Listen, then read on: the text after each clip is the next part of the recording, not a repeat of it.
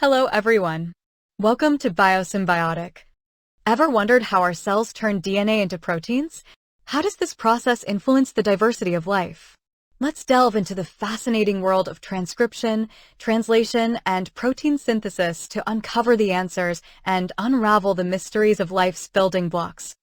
Water makes up the lion's share of our body, with a percentage between 60 and 65%. This ratio varies greatly and depends on age. In addition to water, a healthy body consists of about 15 to 20% fats. Fats are important in the body because they provide energy and support cell growth. But the real stars of this class are proteins, which make up about 15% of our body weight. Proteins are essential for building our bodies. They form the structure of everything from our hair to our skin, muscles to many hormones and enzymes. They are vital for growth and the overall functioning of our bodies. But how do we get these proteins? It all starts with our diet. Proteins that we consume from foods such as fish, meat, and various vegetables and legumes can be converted into our body's own proteins. Although we cannot use dietary proteins directly in our cells because of their differently constituted structure, they do contain the same essential building blocks as our body's own proteins. The journey from dietary proteins to body proteins begins in our stomach and intestines, where enzymes break down large protein molecules into single building blocks known as amino acids. Using these amino acids, ribosomes within our cells construct our body's own proteins. Let's once imagine an amino acid as a Lego brick. We have an array of different amino acids, our building blocks, at our disposal. With these building blocks, the cells in our bodies go to work constructing our own proteins. But like Lego, our body cells must know exactly which amino acids to string together to form the right protein structures. In Lego, this process is quite simple because there are building books that tell step by step which cube should go where to achieve the desired final structure. In our body cells, it works in a similar way. Each cell contains clear instructions on how to build proteins. These instructions are found in the cell nucleus in the form of chromosomes, which consist of DNA.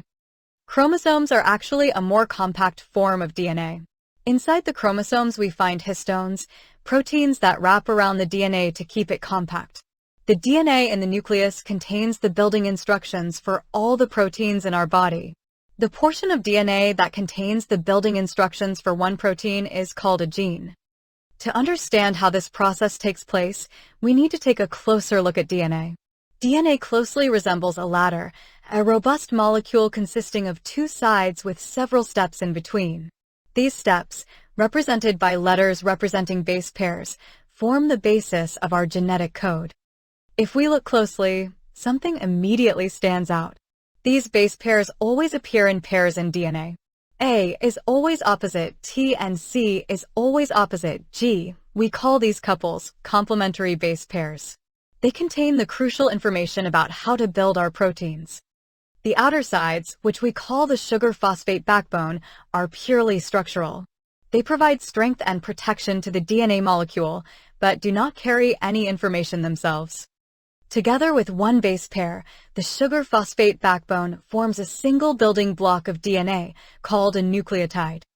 DNA, the blueprints for proteins, is located in the cell nucleus, while the factories that produce proteins, the ribosomes, are in the cell's cytosol. So the information from the DNA must somehow be transported to the ribosomes. Here, however, we encounter several challenges.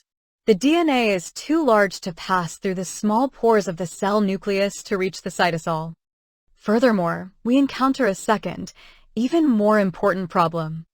Imagine you've prepared diligently for exams, creating excellent summaries for all your subjects. The day before your math exam, a classmate asks to borrow your summaries, promising to return them promptly. While you want to help, you're wary because your friend is forgetful and careless, fearing you may never get your notes back. Similarly, our cell nucleus faces a dilemma. Genetic information is crucial for cell function, yet it's also needed in the cytosol to make proteins. Losing this DNA information disrupts protein production, impairing cellular functions. In both cases, it's risky to lend out the original material. However, making a copy, like taking a picture, solves the problem. Your friend gets what they need, and you keep your original safe. Cells use a similar solution to safeguard genetic information and ensure protein synthesis. The cell will make a copy of the specific piece of DNA needed in the nucleus. Not the whole DNA, but only one gene, the relevant piece of DNA needed to produce one protein. This copy is much smaller and can leave the cell nucleus. This copy of part of DNA, with the instructions for building one protein, is called messenger RNA. There are some important differences between DNA and RNA. DNA is double-stranded and consists of complementary base pairs, A versus T and C versus G. But because the base pairs are always complementary, one strand of DNA contains the same amount of information as the other strand. If you have copied one strand, you automatically have the information of the other strand as well, because it is a kind of mirror image. That's the reason why RNA is single-stranded. Furthermore, we see that the nucleotide thymine in DNA does not appear in RNA, but is replaced by uracil. Now let's look at how a copy of DNA is made, a process we call transcription. Trans means across and scribe means to write. In transcription, DNA is transcribed or copied. We do not copy the entire DNA, but only one gene, so we can immediately produce one protein as well. A number of auxiliary molecules bind to the DNA, opening the DNA and then making a copy of one of the two strands of DNA. The newly formed strand is an RNA strand, where the complementary base pairs are retained, but where T is replaced with U. This copy is called messenger RNA. This RNA acts as a messenger, with each piece of RNA carrying the message of that gene. The messenger RNA leaves the cell nucleus and heads to the cytosol on its way to the ribosomes, the cell's protein factories. Next, we look at how the ribosomes can read the message contained in the messenger RNA. Ribosomes must find the right amino acids from the different combinations of base pairs in the messenger RNA and incorporate them into the protein. The way they do this can be compared to Morse code. In Morse code, we have a different sequence of dashes and dots for each letter. In our DNA, we have a different sequence of base pairs for each amino acid we need to incorporate. Since we have a total of 20 different amino acids, we also need at least 20 different codes. If we made each base pair code for one amino acid, we would only have 4 different codes, which is obviously far too few. If we took the base pairs in pairs, we could make 16 different codes, which is still too few. Therefore, the body opted for triplets, also called codons, which consist of 3 base pairs per codon. These triplets generate 64 different sequences of base pairs that code for a total of 20 amino acids. This, in turn, is a bit too many. Therefore, sometimes multiple codes will code for the same amino acid. There are convenient tables, called code tables, that show these triplets and their corresponding amino acids. For example, if we look at the sequence AAA, we see that it codes for the amino acid lysine. The next sequence, AAC, codes for the amino acid asparagine. And you can see that some amino acids have multiple codons encoding for them. For example, leucine has 6 different codes. The 64 codons code for an amino acid or for the signaling functions start and stop. The sequences UAA, UGA, and UAG are examples of stop codons.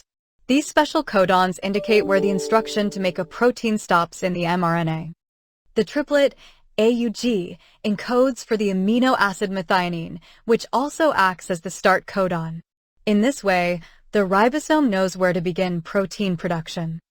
Now that we know how the ribosomes can read the RNA code, we can simply proceed with the sequences. We see that AUG is the start codon, so a methionine is inserted. Next, we can consult the code table. An amino acid will be built in every 3 base pairs.